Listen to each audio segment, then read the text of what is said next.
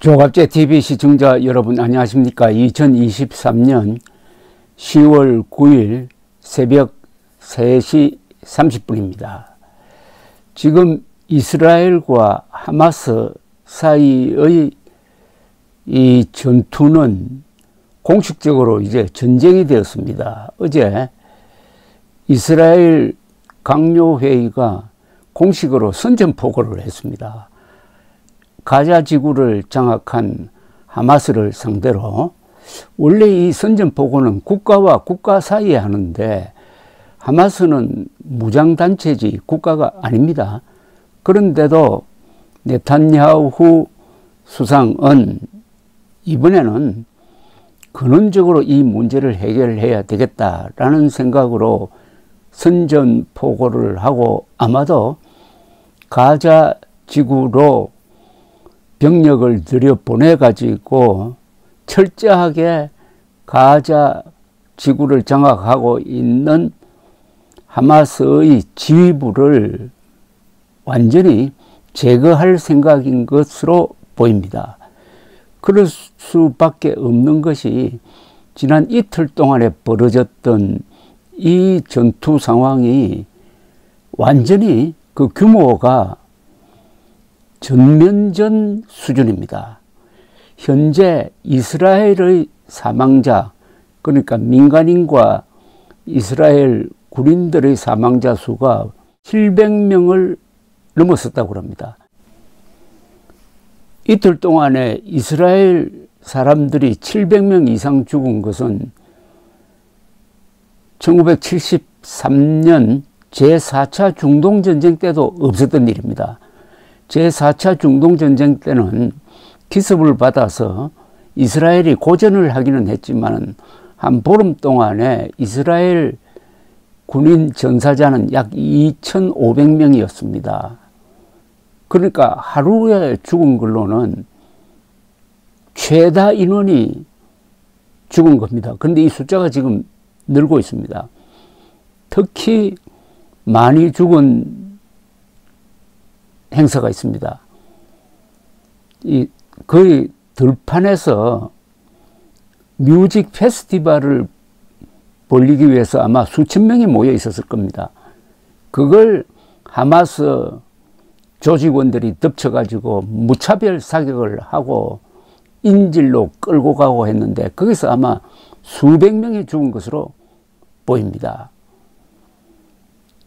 이렇게 되는 상황에서 아직까지도 가자 지구에서 울타리를 부수고 넘어와 가지고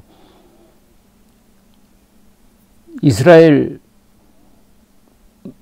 주거지로 들어왔던 이 하마스 무장 조직을 완전히 지금 정리하지 못하고 있습니다. 현재 8군데에서 교전이 벌어지고 있다고 합니다.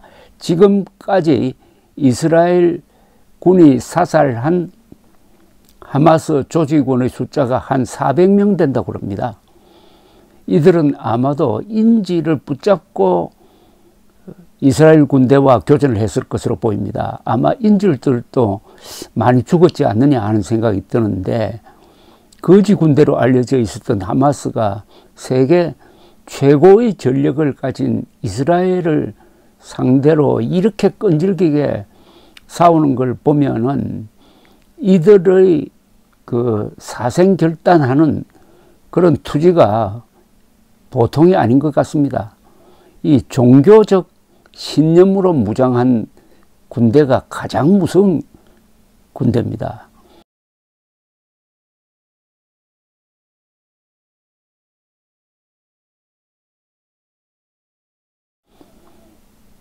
가자 지역에 대한 폭격은 지금도 진행되고 있습니다. 가자 지역에 230만이 살고 있습니다. 이들이 밤낮으로 계속되고 있는 이스라엘 전투기의 폭격을 어떻게 견디고 있는지, 지금 텔레비전은 주로 이스라엘 쪽에서 당한 걸 많이 보여주는데, 가자 지역은 지금 고층 건물이 하나씩 폭격을 받아가지고 붕괴되고 있습니다. 그 건물 안에서 얼마나 많이 깔려 죽었는지도 모르죠. 현재로는 한 370명이 죽었다고 합니다. 그러면 하마스 무장대가 400명, 가자 지구에 사는 사람들이 370명 죽었으면 그쪽도 한 700명 넘는 사람이 죽어가지고 합치면은 한 1,500명, 아마 또 숫자가 늘어날 겁니다. 상방 한 1,500명이 죽었습니다. 그런데 여기서 이번 이 사태를 앞으로 어떤 식으로 끌고 갈지와 관련해가지고 중요한 포인트가 하나 있습니다. 이 하마스 무장대는 이스라엘 사람들이 많이 사는 지역으로 들어와가지고 무차별적으로 학살을 하고 또 이스라엘 군인들과 민간인들을 많이 인질로 잡아갔습니다. 인질로 잡아갈 때 남녀노소 가리지 않고 잡아갔는데 인질 숫자가 한 100명에 이른다고 합니다. 100명 이상이 될지 모르는데 100명인데 그 중에는 미국 사람들도 있다는 겁니다. 미국 국적자도 있고 독일 국적자도 있고 이게 아마 이제 국제 문제가 될 것 같은데 하마스는 이들을 어떻게 이용하느냐 이게 관건입니다. 네타냐후 수상이 이스라엘 군대를 가자 지구 안으로 들여보내가지고 본격적인 점령 작전을 펼 때 틀림없이 하마스는 인질들을 이용할 겁니다. 인질들을 죽이겠다고 하든지 인질들을 인간 방패로 사용하든지 아니면 인질들을 유튜브나 텔레비전 카메라 앞에 세워가지고 하마스 편에 서가지고 무슨 호소를 하든지 하는 이런 일이 벌어질 겁니다. 이게 아마 세계를 흔들지 않겠습니까? 이럴 때 인질 100명을 어떻게 구출할 거냐. 인질 100명을 구출하는 작전이 그거 쉽겠습니까? 1976년에 이스라엘이 우간다에 억류된 이스라엘 사람들을 구출하는 엔테베 작전을 벌려가지고 성공을 했는데 그건 그때 사정이고 지금은 완전히 상황이 바뀌어서 인질 구출을 하다가 인질도 죽고 여러 피해가 생길 가능성이 많으니까 과연 이스라엘 군대가 제대로 작전을 할 수 있겠느냐. 이 인질 때문에 발목이 잡힐 것 아니냐 하는 그런 생각도 듭니다. 지금 현재로는 너무나 하마스가 무자비한 짓을 해가지고 세계 여론의 동정을 받지 못하고 있습니다. 그런데 이게 문제 해결이 되느냐 하는 것은 별도의 문제입니다. 전쟁에서는 이스라엘이 이길 수밖에 없죠.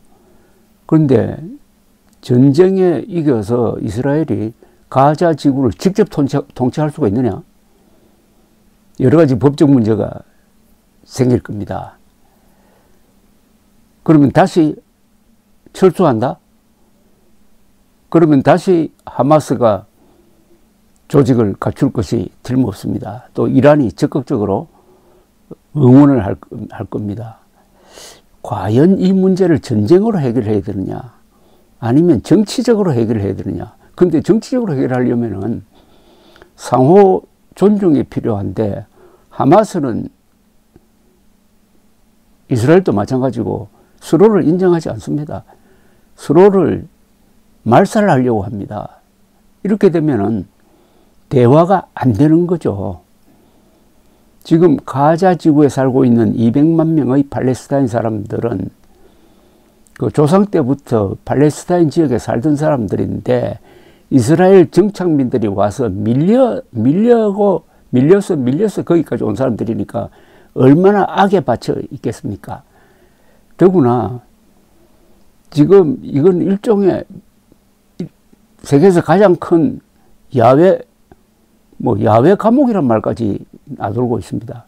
철저하게 통제를 하니까 사실은 난민촌 비슷하게 그렇게 되어 있습니다. 물론 이스라엘이 그 중에 한 2만 명 정도는 취업을 허용해가지고 2만 명 정도는 이스라엘에 와가지고 직업을 가지고 돈을 벌도록 하기는 해놓았는데 이번에 이 사태가 일어나고 이스라엘이 가자 지구로 들어가는 전기를 끊어버렸습니다. 그리고 식수도 제대로 나오지 않고 있다고 합니다.